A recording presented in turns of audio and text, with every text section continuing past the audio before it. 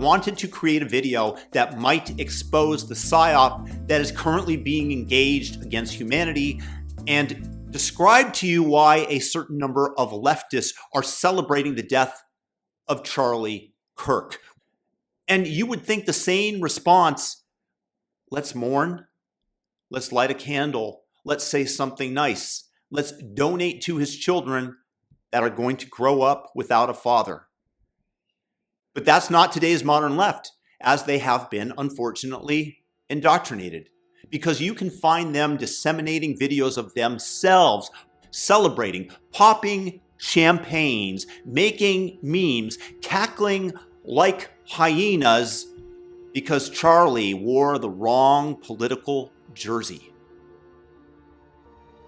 Are you kidding me? This is not the America that I grew up in.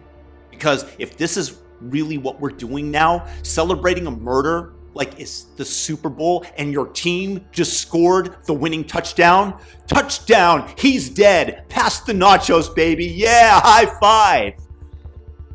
And by the way, a lot of this are the learnings that I got from expert on psyops, Chase Hughes, to give credit where it is due. And I'm coming at this with my own little twist. So please thumb up the video and leave me a comment with your thoughts.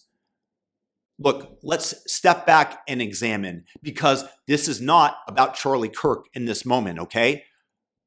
This video, I don't care if you loved him, although I certainly did, and I believe that he was a force of unity and good, or maybe you disagreed with his views. You're entitled to do so. But this is about us hitting a new low where political murder is just another Tuesday headline. We're scrolling past it like it's a cat video or an ad for some sketchy weight loss tea. Oh, someone got assassinated. Cool. What's next? Oh my God, nice TikTok dance. And some, all on the left, by the way, are cheering like it's a game show and the prize is a body bag. This is vile, people. It's like we've all been possessed by the ghost of a Reddit thread gone wrong. And here is the kicker. This isn't about politics anymore. This is some dark, twisted, Lord of the Flies nonsense. We've crossed into a place where violence has just become part of the conversation. Like, hey, you disagree with me on tax policy? How about a bullet to the face? TV networks are out here playing clips on loop, hyping up the idea the other side isn't just wrong, they're the spawn of Satan who need to be wiped out. They're like, these people are a threat. They're dangerous. They're deplorables. Maybe a little violence is fine. And it's not some tinfoil hat conspiracy. It's mainstream. You've seen it. Pundits on CNN, MSNBC, and a whole host of media outlets. Maybe a fist, maybe a gun. Who's to say? Either way, it's a double bind that enters into the mind that gives you one of two options.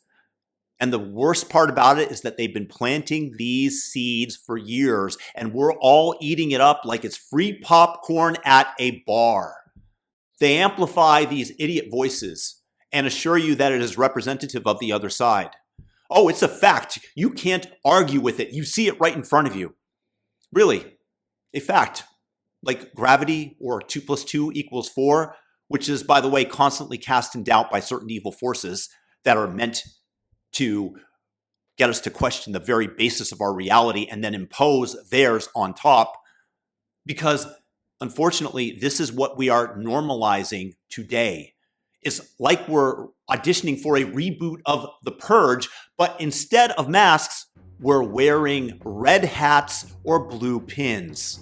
And the media is loving it because outrage sells.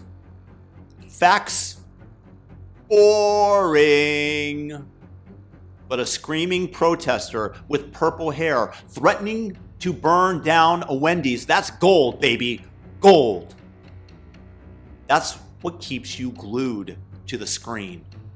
Frothing at the mouth, ready to fight your neighbor over a bumper sticker. And here's the deal. I'm going to scream this from the rooftop. The second your ideas need a gun to back them up, they are garbage, done, bankrupt. Every tyrant, every failed cult, every societal collapse starts the same way. Debate dies, and violence moves in like a shady roommate who doesn't pay the rent and drinks your milk straight from the frickin' bottle. Because you can't argue with a bullet. You can only die. And when killing becomes the vibe, we're just one bad day away from Mad Max. But oh, you know what? They've got us fooled, don't they? They think it's left versus right, red versus blue. And I'm here to tell you that it's a big distraction, a big, shiny magic trick while they're picking our pockets and laughing. Turn on cable news, and what do you get? The loudest, dumbest, most unhinged freaks they can find blasted in your face. They're not showing you your coworker who votes differently or the mom at the grocery store with a different yard sign. No, they're showing you the guy who looks like he just escaped from clown college on fire screaming about lizard people. Why? Because they want you to think, oh my God, these people are the enemy. They're why my life sucks. This is straight up psychological warfare, okay? It's in the military manuals. And here is an outline of the plan. Step 1, isolate people. Isolate the two sides from one another. Tell them never to have discourse with the other side. Don't date those weirdos. Don't work with them. Don't go play sports. Just cut them out entirely. And boy, let me tell you, having heterodox views during the George Floyd riots when they were engaging in a color revolution was zero fun. Standing on what I believe to be the side of reason got me personally canceled by more people than I can even know, because at least some people had the grace to defriend me silently.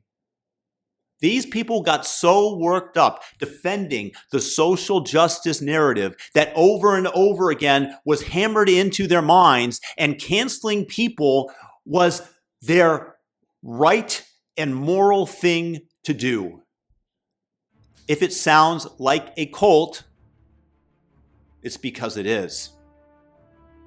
Step 2, echo chambers. Social media is like, oh, you hate that guy? Now the algorithm is going to feed you 50 more posts to make you hate him even more. And we're going to filter out anything that might contradict, because cognitive dissonance might cause you to close out the app. Algorithms are just replacing your rage like it's a moonshine still, and you're getting drunk on it. Step 3, the tribal script. It's us versus them. Good versus evil. It's life or death over every damn thing. Whether that be taxes, healthcare, whether pineapple belongs on pizza, and by the way, I am willing to go to war with anybody who believes that it does. It's become a holy war now. One side pitted against the other. And when you mix that with a little righteous superiority, your brain's like, hell yeah, let's celebrate a murder. He deserved it. This isn't an accident, people. This is unfortunately engineered.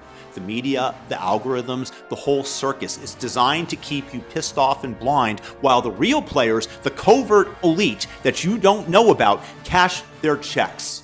You probably have an idea of who I'm speaking of. Those CEOs, those mega donors, those political lifers who fund both sides because they don't really care who wins. They're like, red team, blue team, doesn't matter, because one way or another, I'm getting paid. They need you divided because a united public scares the hell out of them. You've got more in common with the guy in the MAGA hat or the lady with the coexist sticker than you do with some billionaire like Reid Hoffman deciding your fate from a penthouse. And let's talk about assassinations for a second. They're not about stopping evil. They're about stopping ideas.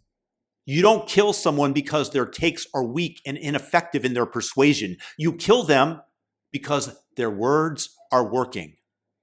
MLK, Martin Luther King, killed because his dream of unity and economic equality was catching on.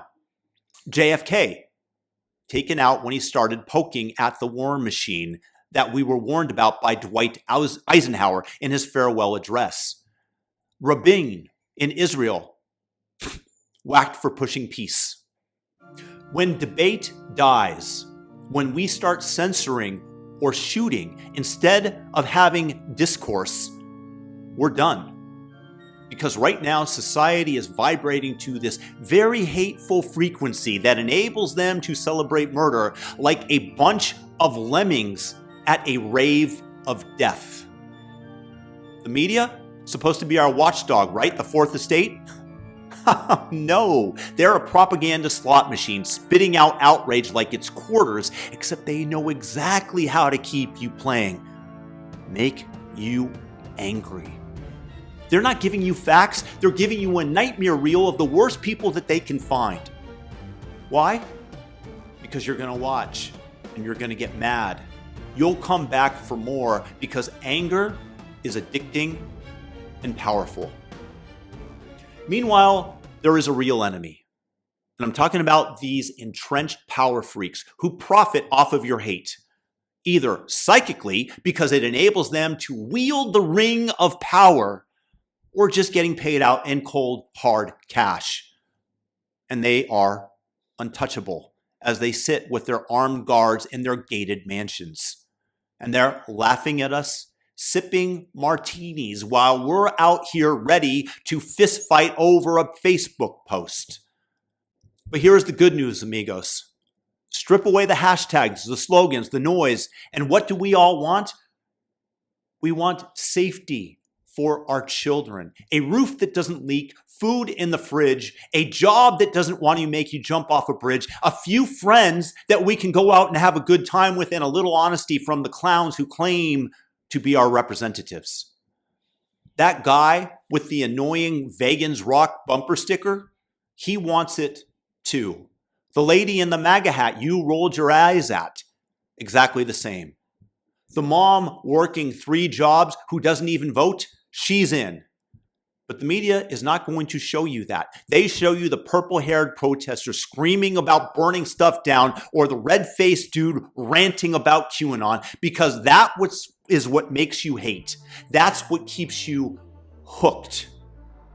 So my friends, here is my pledge, and you can scream it with me. I'm not letting some algorithm decide who my neighbor is. I'm not normalizing political violence. I'm not cheering for blood. I'm choosing sanity. And if enough do this, the whole rotten system begins to collapse slowly and then suddenly. There are more sane people than there are psychopaths. I promise you that. And the online madness is fake. It's a lie. We are not 2 tribes. We're 1 people getting played. And let me leave you with this, straight from MLK, because I'm classy like that. Violence is a descending spiral, begetting the very thing it seeks to destroy. You can't murder the lie or the hate. You just make more. Darkness doesn't beat darkness. Hate doesn't beat hate. Only light and love do that. So wake up, stop hating your neighbor, and let's take this scam apart. 1 brick by hateful, profitable brick.